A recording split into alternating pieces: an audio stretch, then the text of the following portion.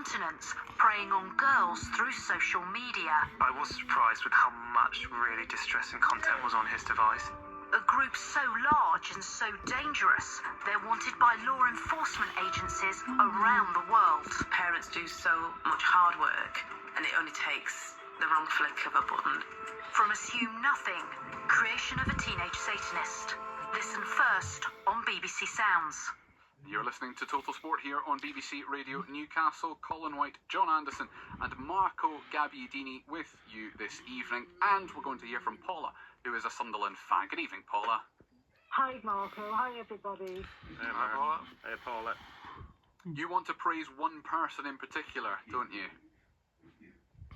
Well, I feel like I do want to praise both of them. Yeah, Granit Xhaka is the one to go for.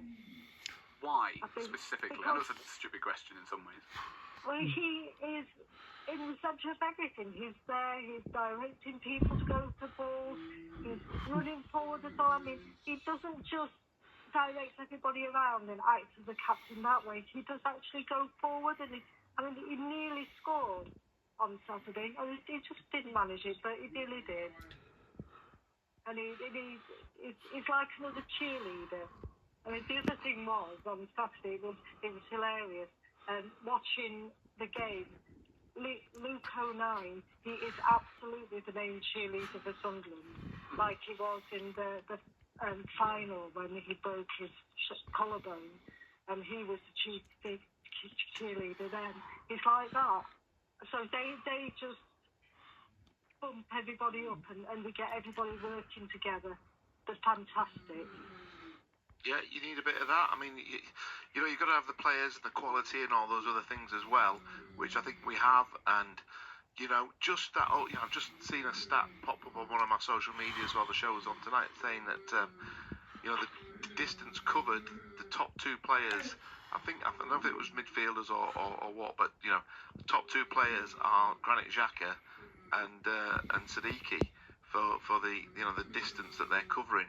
And sometimes that, you know, it can't mask everything, but if you're decent footballers and and good players around you, and you want to work harder than everybody else, it gives you a really good start in a game. Exactly, and the thing is that, I mean, I know in my statistics he's not old, but 35 is old for a footballer, and he's not just old, he's fit, and he runs faster than some of the younger people run. It is really great that way. So, yeah, I think it's fantastic. But I do want to say congratulations to Newcastle and Sunderland for their brilliant wins on Saturday. And I think it's time that we had a resurrection of a North-East powerhouse so we can actually combat the North-West and London. That would be nice. It would be nice. I mean, I'm just going to stick up for Granit. He's only 33, Paula, so he's got. Oh, sorry. So he's not that old. He's not that crusty. But he plays like a 35-year-old. Oh, how dare you! When you get to my age, I mean, you just. It's the same thing, isn't it? It's a sad fact for footballers that, you know, when you get a little bit older and you get a little bit wiser, and as I was saying earlier on, Paul, I don't know if you was listening, I was saying I think he's got a little bit calmer. You know, he was a little bit crazy when he played for Arsenal, and we're seeing the sort of, you know, if he had this head when he was 23, you know, it would have been, he probably could have won more things, taken Arsenal to more champions. I don't know. I'm not picking on him, but you know, I think sadly, being a professional footballer, it's the training that gets you. You know, the matches, you love them. It's training day in, day out to be ready for the matches that takes its toll after 20 years. And, you know, but, you know, as long as you've avoided a lot of injuries, you know, he might have a few more years left in him yet. Let's see. And do you think, actually, that because he's the captain, that has improved him as well? Being the captain, well, I think he's used to being. It's improved his sense of responsibility. I think he's used to being a captain.